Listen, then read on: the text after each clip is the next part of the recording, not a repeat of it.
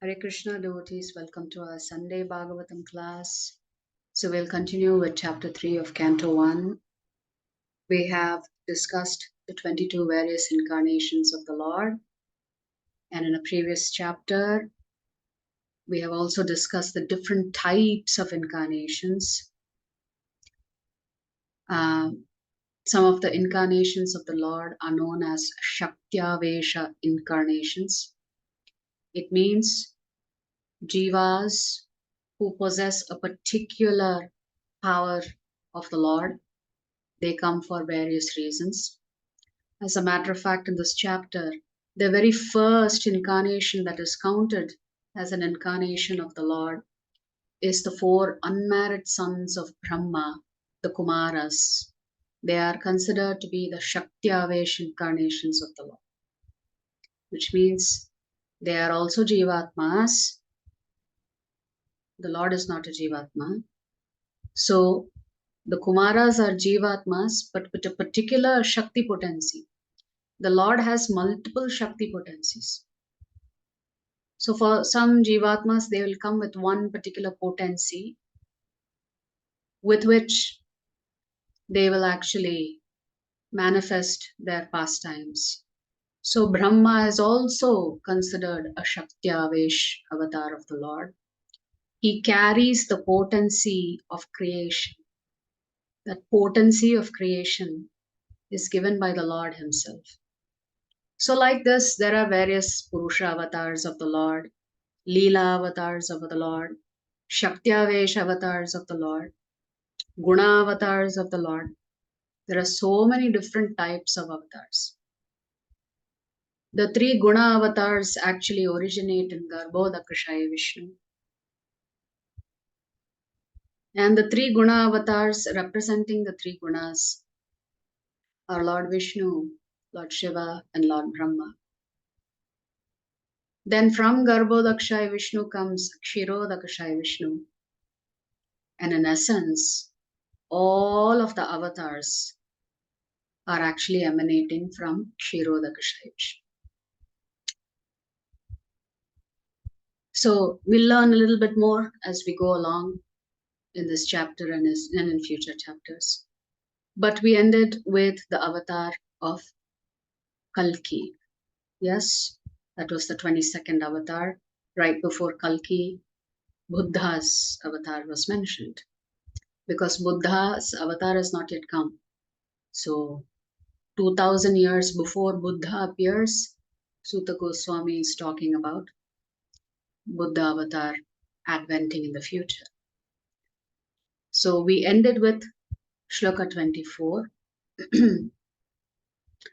and 25, sorry, where in Shloka 24, Sutta Goswami is telling the Naimisharya sages about the advent of Lord Buddha, what will be his mother's name, where will he be appearing, and why does he appear. So every avatar comes for a specific purpose. Every avatar. Now, among the avatars in Shloka 23, Lord Balaram and Lord Krishna are mentioned.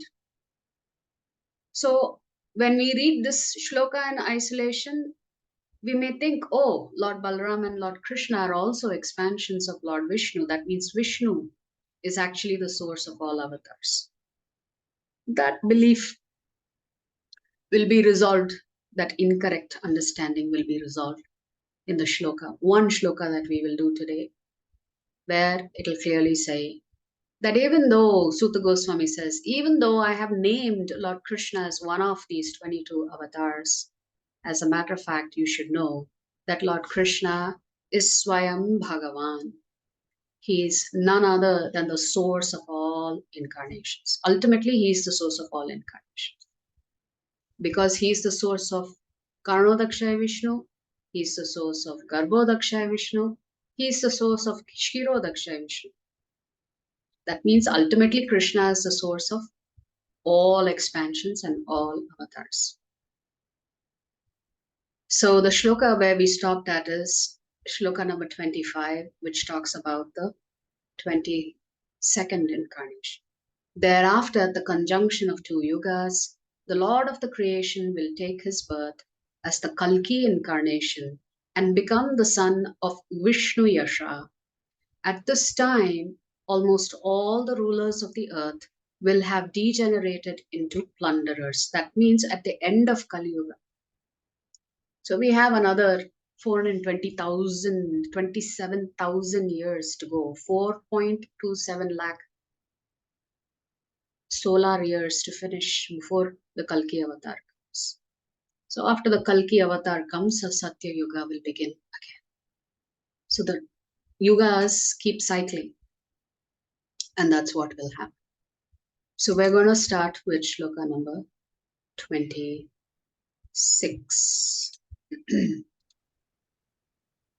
Avatarahya Sankheya Avatarahya Sankhya Hare Satvanidher Dvijah Hare Satvanidhe Dvijaha Yatha Vidasinah Kulyah Yatha Vidasinah Tulyaha Sarasasyo Sahasrashah. Sarasasya Sahasrashaha. For one meaning, translation, and purport by His Divine Grace, Srila A.C. Bhaktivedanta Swami Prabhupada, Srila Prabhupada ki Jai. Jai. Avataraha, Avataraha incarnations. Incarnations. He, certainly. Asankheyaha, Asankheyaha innumerable. Harehe, Harehe of Hari, the Lord. of Hari, the Lord. Satvanidhehe, Satvanidhehe of the ocean of goodness. of the ocean of goodness. Vijaha, Dvijaha the Brahmanas. the Brahmanas. Yatha, Yatha as it is. as it is. Avidasinaha, Avidasinaha inexhaustible. inexhaustible. Kulyaha, Kulyaha rivulets. rivulets. Sarasaha, Sarasaha of vast lakes. of vast lakes. Syuhu, Syuhu are. Sahasrashaha, Sahasrashaha thousands of. Translation. O Brahmanas, O Brahmanas, the incarnations of the Lord are innumerable. the incarnations of the Lord are innumerable. Like rivulets flowing from inexhaustible sources of water. Like rivulets flowing from inexhaustible sources of water. So we will read Prabhupada's purport. Prabhupada says, the list of incarnations of the personality of Godhead given herein is not complete. It is only a partial view of all the incarnations. How do we know that? There are many others such as Shri, Hayagriva, Hari, Hamsa, Prishnigarbha, Vibhu, Satyasena, Vaikuntha, Sarvabhauma, Vishwaksena, Dharmasetu, Sudhama, Yogeshwara, Brihadbhanu, and others of the bygone ages. So Prabhupada is making sure we understand that the incarnations that Suta Goswami is speaking about to the sages in Naimisharanya are just a mere small percentage of the overall avatars of the Lord. How do we know this? Because there are other avatars that are not specifically mentioned. Sri Prahlad Maharaj said in his prayer, my Lord, you manifest as many incarnations as there are species of life. So if there are 8.4 million species of life, the Lord can manifest 8.4 million incarnations. That should not be surprising. My Lord, you manifest as many incarnations as there are species of life, namely the aquatics, the vegetables, the reptiles, the birds, the beasts, the men, the demigods, etc., just for the maintenance of the faithful and the annihilation of the unfaithful. You advent yourself in this way in accordance with the necessity of the different yugas. In the Kali Yuga, you have incarnated garbed as a devotee. So Prahlad Maharaj in the 7th canto tells us that in Kali Yuga, the Lord comes disguised as a devotee. He does not reveal himself to be the Supreme Lord. Who is this Gupta avatar of Krishna in Kali Yuga? Well, that is none other than Lord Chaitanya Mahaprabhu. For those who have attended the sessions on Chaitanya Mahaprabhu, we have recited or notated various shlokas from various Puranas that talk about Chaitanya Mahaprabhu, who's none other than Krishna. This incarnation of the Lord in the Kali Yuga is Lord Chaitanya Mahaprabhu. There are many other places, both in the Bhagavatam and in other scriptures, in which the incarnation of the Lord as Sri Chaitanya Mahaprabhu is explicitly mentioned, including where he will appear, who his mother will be, what will be his mood, who will be his associates, why does he come as Chaitanya Mahaprabhu, why does Krishna come as Chaitanya Mahaprabhu. All this is captured in many more scriptures other than just the Bhagavad.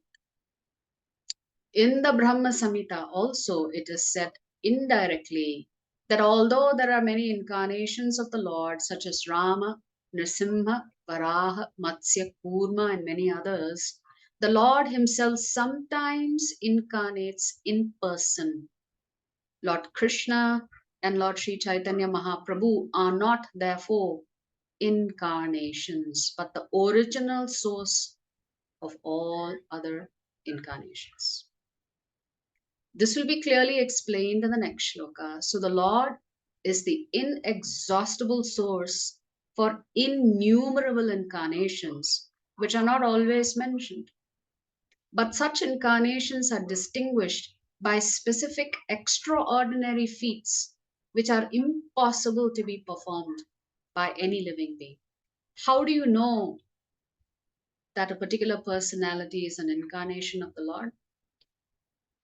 They come with certain powers that no other living being can have, no other Jivatma can demonstrate. That is the general test to identify an incarnation of the Lord, directly and indirectly empowered. Some incarnations mentioned above are almost plenary portions. Plenary portions means a portion of the original. For instance, the Kumaras are empowered with transcendental knowledge. Sri Narada is empowered with devotional service. Maharaja Prithu is an empowered incarnation with executive function. The Matsya incarnation is directly a plenary portion. So Prabhupada is giving us a comparison between certain avatars that are actually Jiva who have special, and they get a particular Shakti potency of the God. So Prabhupada is giving 3 examples. Kumaras, what is unique and special about the Kumaras? They have transcendental knowledge which they acquire from the Lord. What does Sri Narada Muni exemplify? The bhakti potency of the Lord. What does Maharaj Prithu signify? Someone who's empowered with executive function as a king. Whereas the Matsya incarnation is directly a plenary portion, which means the Matsya incarnation is not Shaktyavesh. Even though the Lord has come in the form of a fish, we can't say that that is a Shaktyavesh. It's not a Jivatma.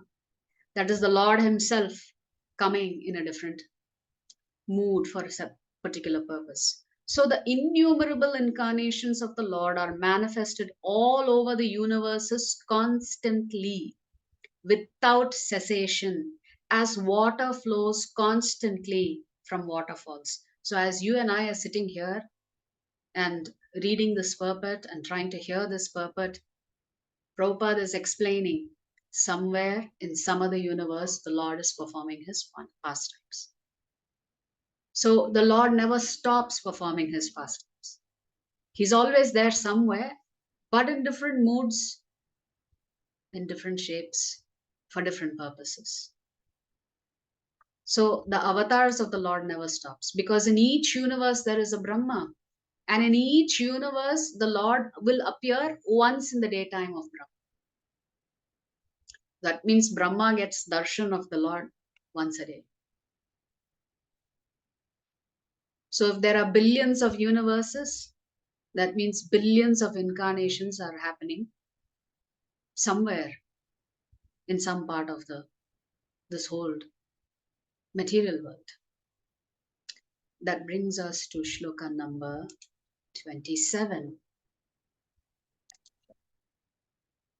Rishayo manavo deva Rishayo manavo deva manuputra mahaujasaha Manuputra Mahaujasaha kalah sarve harereva Kala Sarve Harereva saprajapatayah smrita Saprajapataya Smrataha Rishayaha, Rishayaha, all the sages. all the sages. Manavaha, Manavaha, all the manus. all the manus. Devaha, Devaha, all the demigods. all the demigods. Manu putraha, Manu Putraha, all the descendants of Manu. all the descendants of Manu. Maha ojasaha, Maha Ojasaha, very powerful. very powerful. Kalaha, Kalaha, portion of the plenary portion. portion of the plenary portion. Sarve, Sarve, all collectively. all collectively. Harehe, Harehe, of the Lord. of the Lord. Eva, Eva, certainly. certainly. Saprajapatayaha, Saprajapatayaha, along with the Prajapatis. along with the Prajapatis. Smritaha, Smritaha, are known. are known. Translation. All the rishis, All the rishis, manus, manus, demigods, demigods, and descendants of Manu, and descendants of Manu, who are especially powerful, who are especially powerful, are plenary portions are plenary portions, or portions of the plenary portions of the Lord. or portions of the plenary portions of the Lord. This also includes the Prajapatis. This also includes the Prajapatis. Those who are comparatively less powerful are called Vibhuti. And those who are comparatively more powerful are called Avesha incarnations. So now there's one more bifurcation. There are multiple bifurcations of incarnations. After a certain point, we may end up getting very confused. But within the various types of avatars, including the Shakti Avesha avatars, Prabhupada is simply saying, between them, there is also one more element called the Vibhuti. They exhibit less power compared to the Avesha incarnations. So the Avesha incarnations are more powerful than the Vibhuti incarnations, which brings us to the most important shloka. This shloka actually should be memorized by all of us. This is shloka number 28 of chapter 3 in Canto 1. Ete cham shakalav pumsah Ete cham sakala pumsah. Krishnastu Bhagavan Swayam.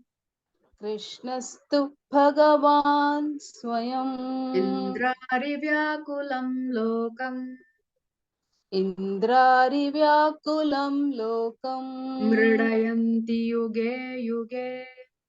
Mridayanti Yuge Yuge. Ete. Ete. All these. All these. Cha. Cha. And And Amsha. Amsha. Plenary portions. Plenary portions. Kalaha. Kalaha. Portions of the plenary portions. Portions of the plenary portions. Pumsaha.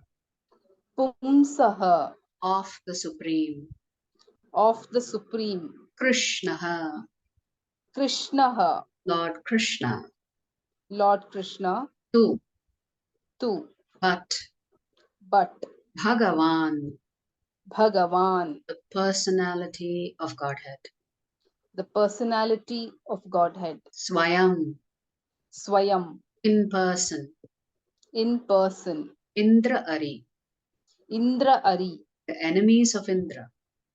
The enemies of Indra. Vyakulam. Vyakulam. Disturbed. Disturbed. Lokam. Lokam. All the planets. All the planets. Mridayanti. Mridayanti. Gives protection. Gives protection. Yuge yuge. Yuge Yuge. In different ages. In different ages. Translation. All of the above mentioned incarnations All of the above mentioned incarnations are either plenary portions are either plenary portions or portions of the plenary portions of the Lord. or portions of the plenary portions of the Lord. But Lord Sri Krishna But Lord Sri Krishna is the original personality of Godhead. is the original personality of Godhead. All of them appear on planets All of them appear on planets whenever there is a disturbance whenever there is a disturbance created by the atheists. created by the atheists. The Lord incarnates to protect the theists. The Lord incarnates to protect the theists. So, this is such an important shloka. Prabhupada references this shloka or talks about this shloka repeatedly in many of his lectures to drill home the point to us that in the Bhagavatam itself, it is mentioned that Krishna is the source of all incarnations and that Krishna is the original Adi Purusha, the first Purusha. In this particular stanza, Lord Sri Krishna, the personality of Godhead, is distinguished from other incarnations.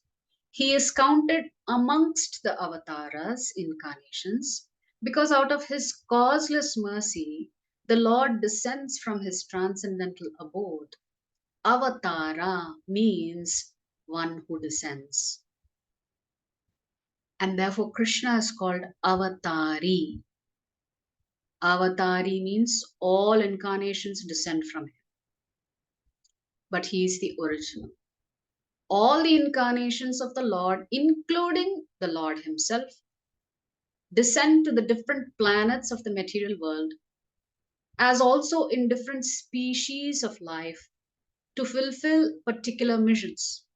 The Lord does not have to restrict himself to a powerful human form or the four-handed Vishnu or Narayana or half lion, half man as in Nrsimha. He can come in any species he wants, but he fulfills a particular purpose when he takes on a particular mood. Sometimes he comes himself, and sometimes his different plenary portions or parts of the plenary portions or his differentiated portions, directly or indirectly empowered by him, descend to this material world to execute certain specific functions. which means there are so many layers to this incarnations. It is very hard for us to understand. If there's time at the end of the class, we'll try and share a flow chart of the incarnations.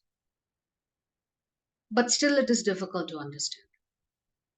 But nevertheless, sometimes the Lord Himself comes. Sometimes His expansions come. Sometimes just a portion of His expansion comes. Sometimes His Vibhinnamsa, which are the Jivatmas, get a specific power and they come and perform pastimes. So, for example, our dear Srila Prabhupada is also considered to be a Shaktyavesh avatar of the Lord. He came with a specific potency to preach, to take the holy names of the Lord all over the world.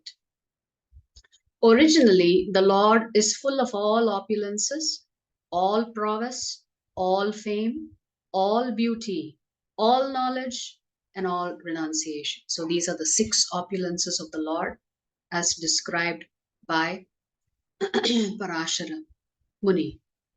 When they are partly manifested through the plenary portions or parts of the plenary portions, it should be noted that certain manifestations of his different powers are required for those particular functions. For example, Brahma is given the potency to create because he has to create. There are 10 different types of creations. Again, that's a very complex topic that will come up further as we go along.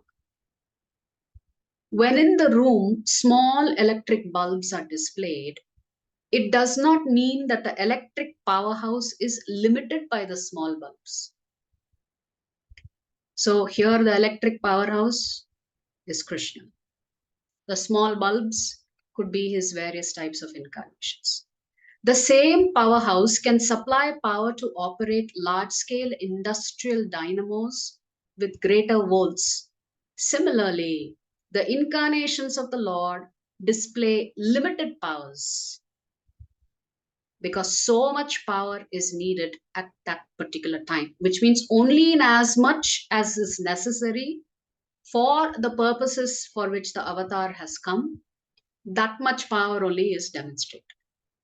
In the sense, the whole electric powerhouse will not come every single time. The whole electric powerhouse comes when Krishna himself comes.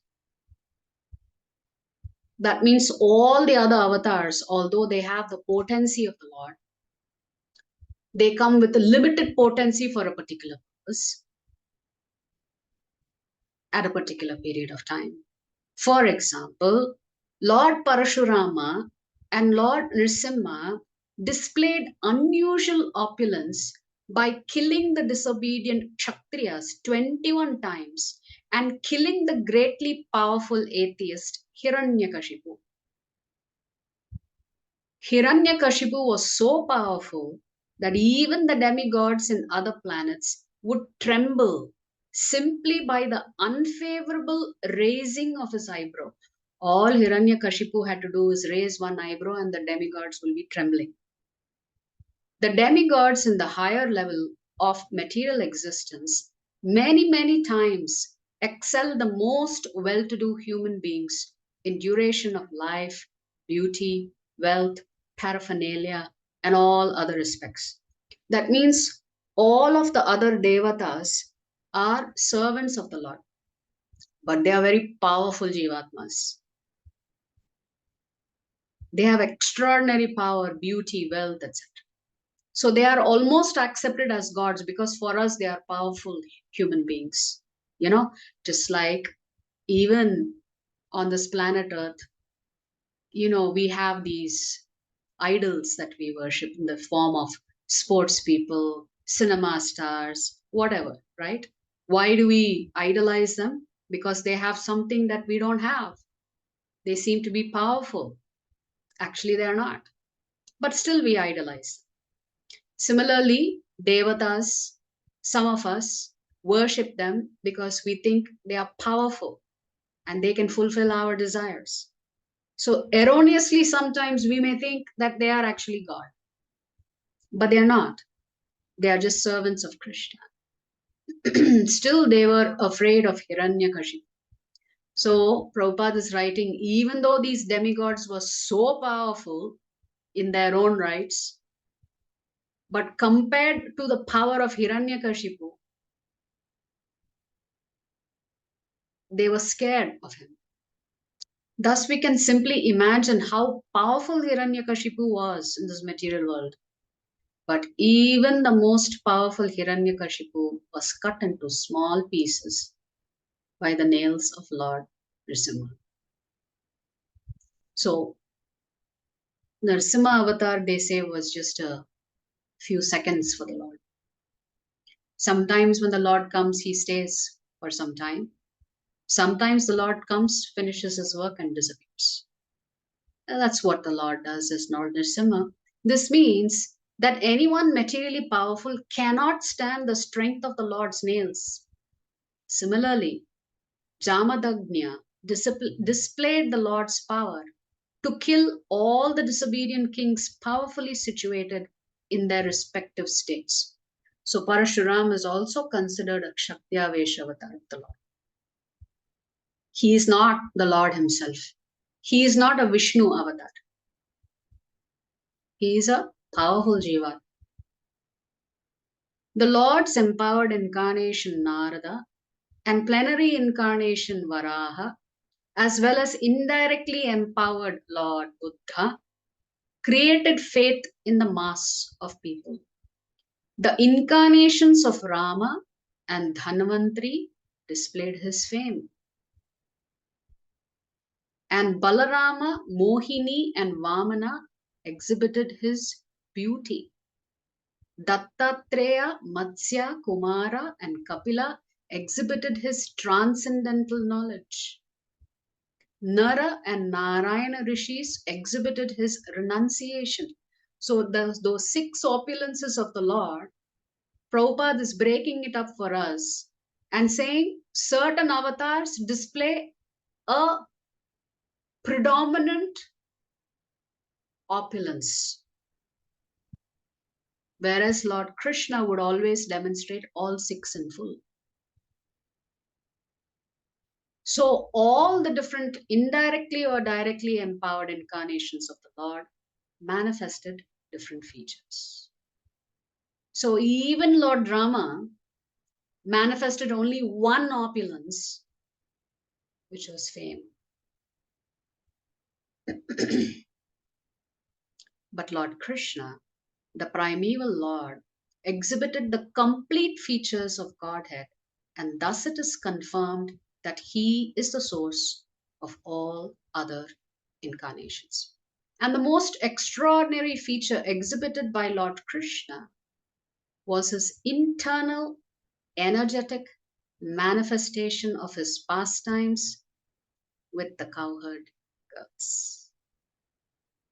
His pastimes with the gopis are all displays of transcendental existence, bliss, and knowledge, although these are manifested apparently as sex love. The specific attraction of his pastimes with the gopis should never be misunderstood. The Bhagavatam relates these transcendental pastimes in the 10th canto. And in order to reach the position to understand the transcendental nature of Lord Krishna's pastimes with the gopis, the Bhagavatam promotes the student gradually in 9 other cantos. Which means we should not go directly to the 10th canto and read about the Rasalila without first understanding who the Lord is. For you to understand who the Lord is, it takes 9 cantos. Then you come to the 10th canto, then you can understand who is Bhagavan Sri Krishna. Until then, you have to understand his other incarnations to prepare yourself to accept that Krishna is actually the supreme, powerful Bhagavan.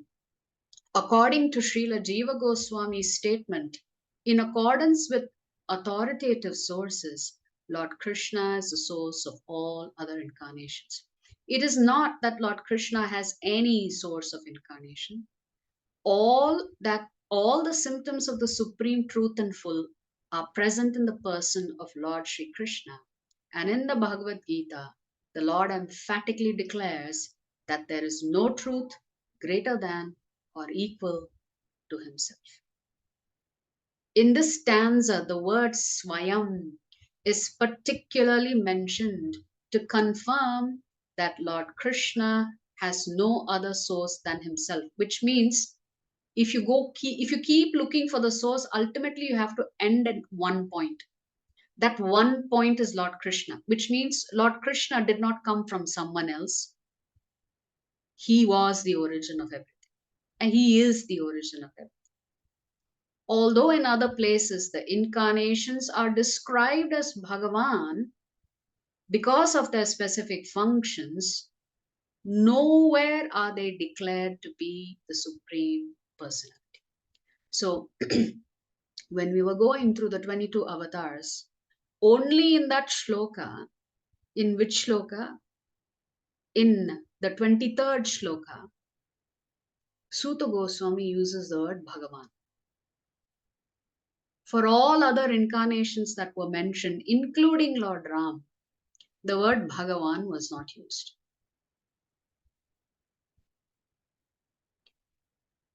Although in other places the incarnations are described as Bhagavan because of their specific functions, nowhere are they declared to be the Supreme Personality. In this stanza, the word Swayam signifies the supremacy as the summum bonum. Summum bonum means sum total of everything. You can't go beyond that. The summum bonum Krishna is one without a second. He himself has expanded himself in various parts, portions, and particles as Swayam Rupa, Swayam Prakasha, Tadekatma, Prabhava, Vaibhava, Vilasa, Avatara, Avesha, and Jivas. So you see, there are so many different types of expansions of the Lord. Swayam Rupa means that's Lord Krishna himself. Swayam Prakasha means he duplicates himself multiple times over. And the best example of this is when he performs the Rasa Leela. He has identical looking personalities dancing with each of the gopis. But there is only one original, and that is Swayambhu. Tadekatma, and then Prabhava. Prabhava means when he expands himself, he looks different, his mood is different. That is called Prabhava Prakash. So Balaram is a direct expansion of Lord Krishna, but he doesn't look like Krishna and his mood is not that of Krishna. But because he's come from Krishna, he's non-different than Krishna. So Balaram is the Sevak Bhagavan and Krishna is the Savior Bhagavan.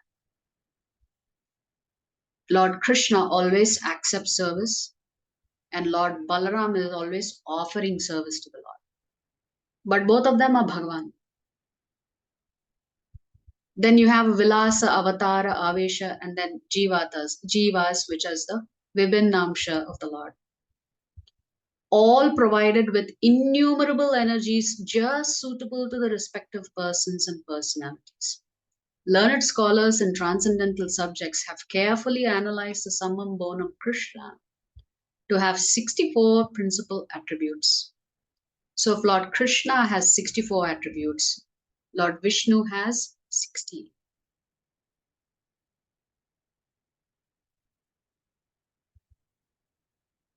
Then Lord Shiva has 55. So that is how, through going through the Shastras, you understand the position of Krishna. All the expansions or categories of the Lord possess only some percentages of these attributes. But Sri Krishna is the possessor of the attributes cent%. So when Krishna comes as Lord Nrsimha, even though he's coming from Krishna, it is not 100% of Krishna.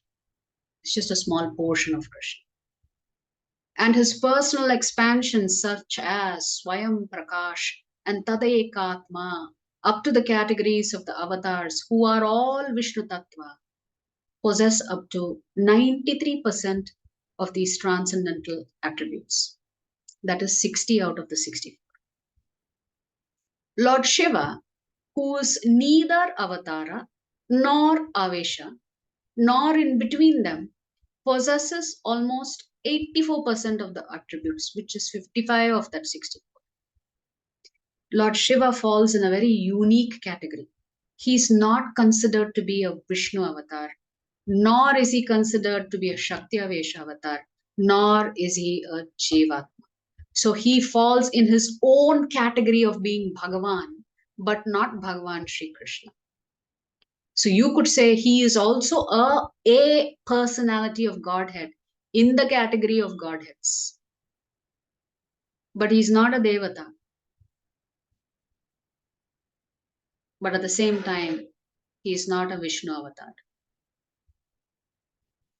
But the jivas, or the individual living beings in different statuses of life, possess up to the limit of 78% of the attributes, which means we at best, if the Lord is merciful to us, we will possess only 50 of those 64 attributes, and all 50 of that we will not possess simultaneously.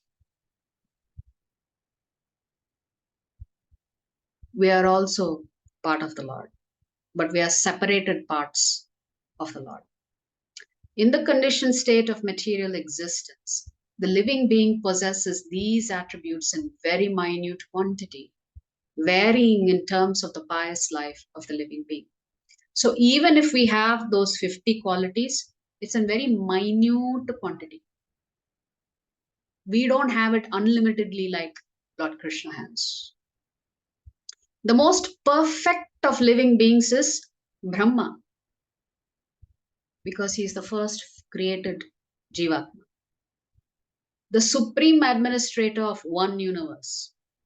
He possesses 78% of the attributes in full, which means Lord Brahma has 50 of those 64 attributes in full. Therefore, he is very, very powerful. But he is a Jivatma. He also has to give up his life. All other demigods have the same attributes, but in less quantity. Whereas human beings possess the attributes in very minute quantity. So Brahma has 50 of those 64 opulences of Krishna. The demigods have much less than what Brahma has, and the Jivatmas have much less than what the demigods have. The standard of perfection for a human being is to develop the attributes up to 78% in full. So if you and I are seeking perfection, maximum we can go to 50 of that 64. We will never have 55. We will never have 60. We will never have 64. Maximum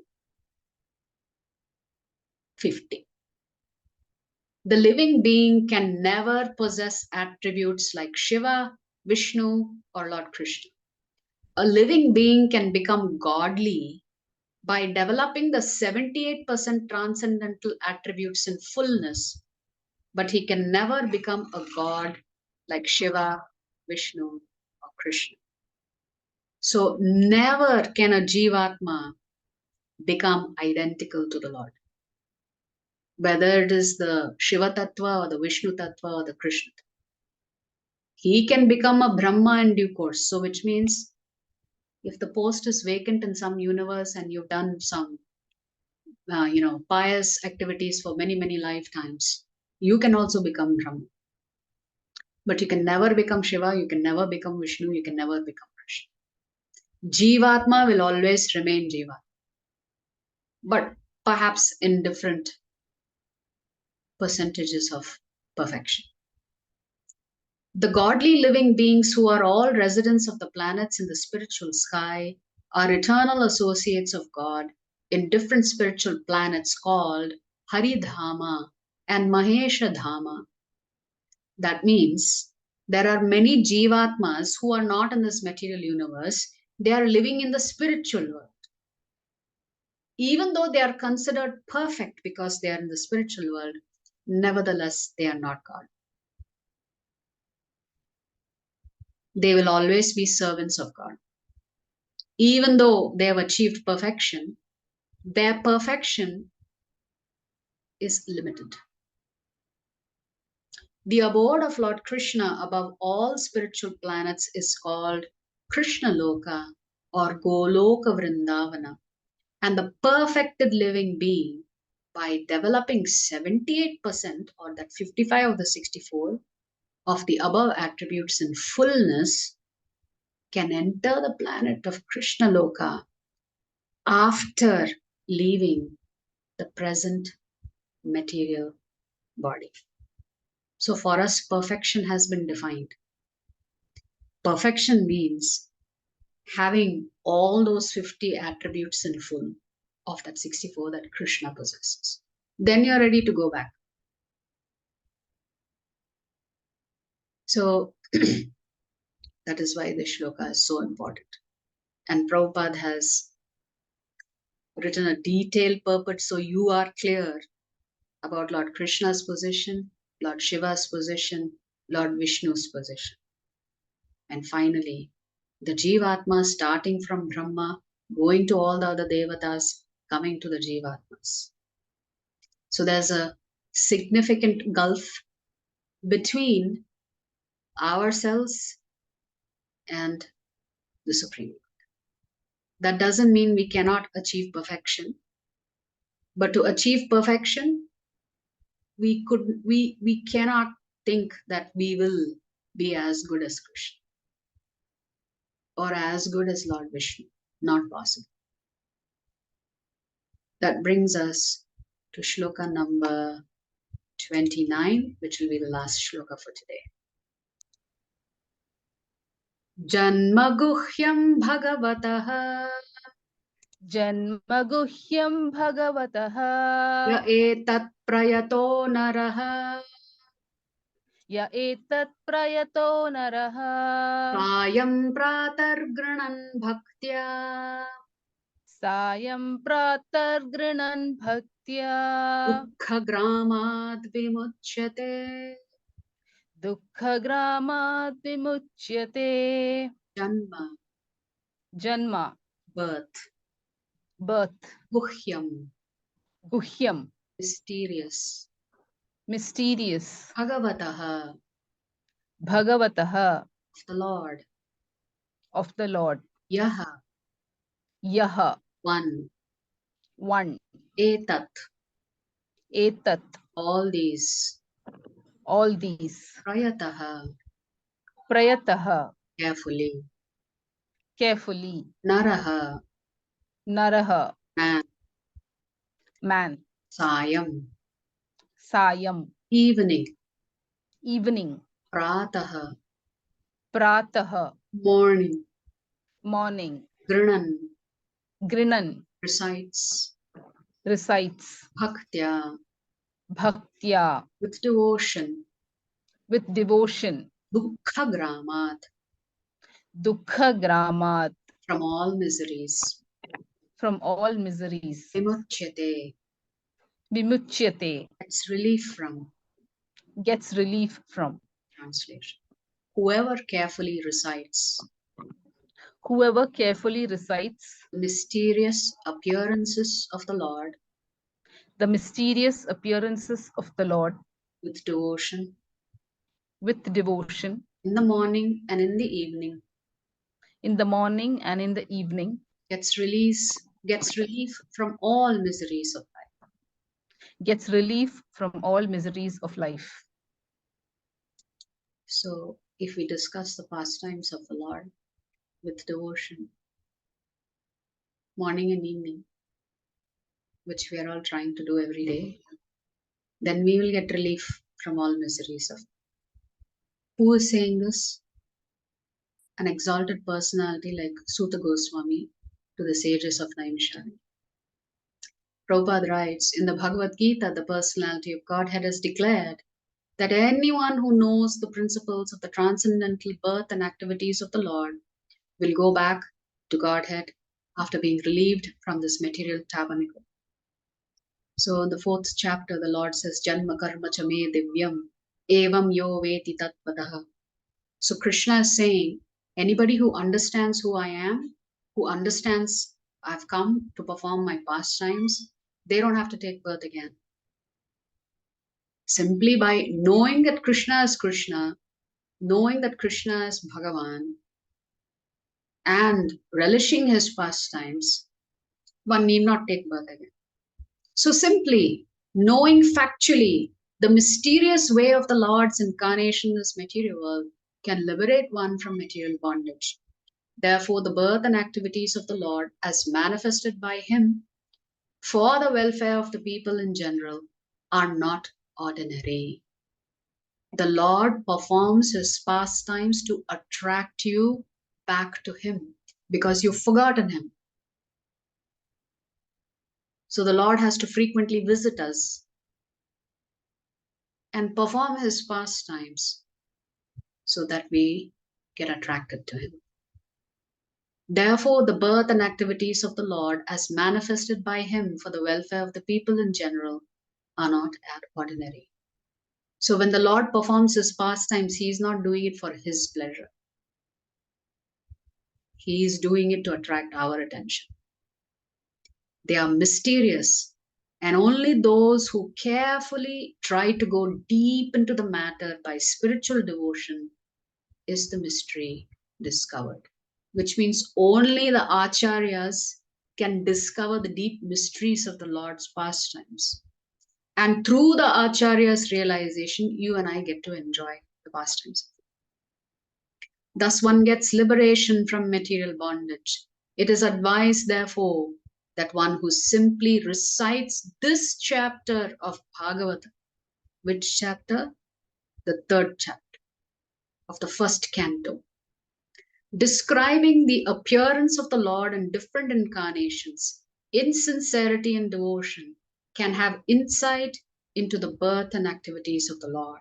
The very word vimukti, or liberation, indicates that the Lord's birth and activities are all transcendental.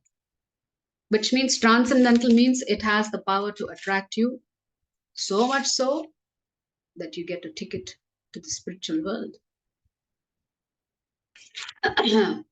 The very word vimukti, or liberation, indicates that the Lord's birth and activities are all transcendental.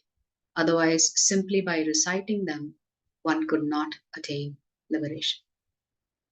They are therefore mysterious, and those who do not follow the prescribed regulations of devotional service are not entitled to enter into the mysteries of his births and activities.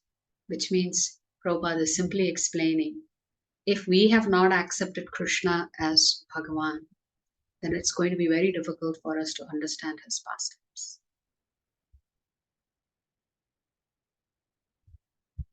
And or to get close to him. So the previous verse that we just discussed, which is verse number 28, this is called, there is a term that is used to describe specific verses in Shastras. There is one verse which is considered the master verse. So this particular verse, that Krishna is Swayam Bhagavan himself, it is called the Paribhasha Sutra. This ete chamsha kalaf punsaha Krishnastu Bhagavan Swayam Indrari Vyakulam Lokam Vridayanti Yuge Yuge. It is called the Emperor verse. The entire Srimad Bhagavatam is based on this one verse. Which means, if any other verses in Srimad Bhagavatam contradict this verse, either we have to understand that verse in the context of this verse, or we have to reject the meaning of the other verse. Therefore, this is called the emperor of all verses. The entire Bhagavatam is based on this one shloka, that Krishna is a supreme Lord. And from there, you begin to understand who the Lord is, first through his various incarnations. Only then, after you understand his incarnations, can you understand the source of incarnations.